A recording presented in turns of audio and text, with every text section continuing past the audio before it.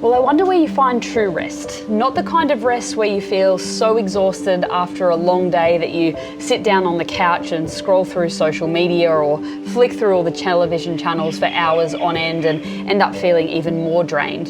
I mean real rest. Rest that refuels, recharges. True rest isn't just about stopping activities, but it's also about restoration, about inner peace for our souls. And so today we launch our January series called The Rest of the Year. How do we begin 2025 with a good rhythm, good patterns that allow us to truly rest and to be restored in Jesus? I'm sure many of us get to Christmas time and feel a little bit like we're running on empty. The weight of responsibilities, expectations, maybe the disappointments of the year leave us feeling exhausted. Maybe the routines of life or the demands of faith have become a little more burdensome than they usually do. But today's scripture, it grounds our series and it invites us to something different, a life of rest, of freedom, of grace in Jesus. Jesus' words here are like a lifeline for people that are weary, a beautiful invitation to himself where we can recover ourselves and learn to live lightly. Matthew 11:28-30 says, "Come to me, all who are weary and burdened, and I will give you rest. Take my yoke upon you and learn from me, for I am gentle and humble in heart, and you will find rest for your souls. For my yoke is easy and my burden is light." This scripture may be familiar to many of you, where Jesus says, "Come, bring what you have and lay it down." The Message paraphrase puts these words beautifully and asks us, are we tired, worn out, burnt out on religion? Jesus says, "Come to me, get away with me and you'll recover your life. I'll show you how to take a real rest. Walk with me and work with me, watch how I do it. Learn the unforced rhythms of grace. I won't lay anything heavy or ill-fitting on you. Keep company with me and you'll learn to live freely and lightly." See, the first part of Jesus' message here is simple yet profound for us. He says, "Come to me."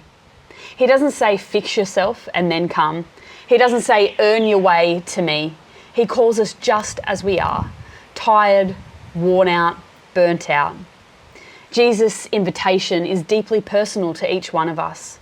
It's not about coming to a religion, to a ritual, to a set of rules. It's about coming to him. And this is the heart of the gospel, God reaching out to his people in love, offering relationship instead of religion. So today, are you weary? Are you burnt out? Maybe it's the fatigue of trying to live up to other people's expectations, the weight of failure, just the relentlessness of life's demands. And Jesus says, "Come to me. Come to me and I will give you rest." And Jesus welcomes everyone who responds to him. Those who welcome the Son, who recognize their own need. It says in verse 27, even before this, the Son will reveal the Father. All we have to do when we're feeling burnt out, when we're feeling heavy, is to come to him. Jesus promises, get away with me and you'll recover your life. This is not just about physical rest, though that's an important thing. It's about a deeper kind of restoration because Jesus wants to heal our hearts, to renew our minds, to restore our sense of purpose. We live in a world that glorifies busyness, and we've all been guilty of this at some point. Rest often feels like it's a luxury or can be even seen as a sign of weakness. But Jesus turns this thinking upside down because he says true rest is not just stopping, it's living in alignment with God's purpose and God's presence in our lives. This word weary that's found in the original language, it represents fatigue from both the physical but also spiritual exertion. Burnt out represents the weight of a heavy load. That is, of animals or humans attached to a yoke.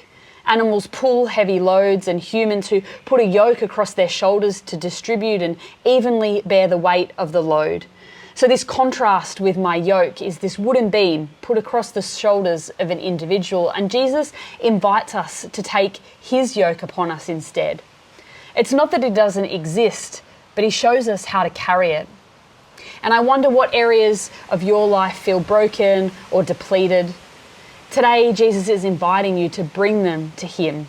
He's not overwhelmed by the need. He's the one who can restore what has been lost. He's the one that can help carry it with us. Jesus moves on to say that we should learn the unforced rhythms of grace. What a beautiful phrase. Grace is not something that we strive for, it's this gift that we receive. It's the opposite, in fact, of striving, of perfectionism, of legalism. Learning the unforced rhythms of grace means letting go of our need to control, to embrace our trust in Jesus instead. It's recognizing that we don't have to earn or prove anything. Grace is unearned, it's undeserved, it's unlimited. And we're encouraged to walk in these unforced rhythms of grace. How do we learn these rhythms? Well, we do that by walking with Jesus and working with him, as the passage says. It speaks to this daily, moment by moment, minute by minute relationship. It's about inviting him to every aspect of our lives, from our work, our rest, the things that bring us joy, the things that make us struggle. I want to encourage you today, as we kick off 2025, to step back into the rhythms that may have been lost. Figure out those ways that connect you deeply with Jesus and those ways that feel right, unforced ways of walking with him. Maybe that's spending time in silence or solitude. I know for me, certainly this comes in nature, when I'm at the beach or when I'm walking. Build those things into your life. Keep coming back to them, because as we do, we begin living freely and lightly. And this is where Jesus' invitation to us concludes. Jesus invites us to live freely and lightly. He says, keep company with me and you'll learn to live freely and lightly. Surely that is something that we are all longing for. A life that isn't burdened by fear, guilt, endless striving. Obedience to this call to walk in his unforced rhythms of grace would result in rest for people's soul. You know, walking freely and lightly doesn't mean that we don't carry those challenging times. It doesn't mean that we don't walk through them. But Jesus is there saying, I'll do the heavy lifting. I will walk alongside you. Pick up my yoke, because it's free and easy. If your life today feels anything but free and light, maybe it's time to examine what you're carrying and who you're carrying them with. Are you holding on to burdens that Jesus didn't intend for you to bear? Are you striving for things that he's already provided for you through his grace? See, the burdened and weary only need to turn to him and to take his yoke upon them to receive this long-awaited rest. Today, Jesus' invitation is open to each one of us. Come to me, he says. Get away with me, walk with me.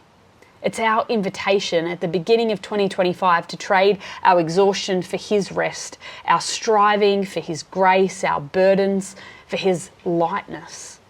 And so today, will you accept this invitation that Jesus gives? Will you let Jesus teach you how to live in the unforced rhythms of grace? As we close this morning, take a moment to reflect. What do you need to bring to Jesus today? What burdens do you need to lay down? Let his words wash over you.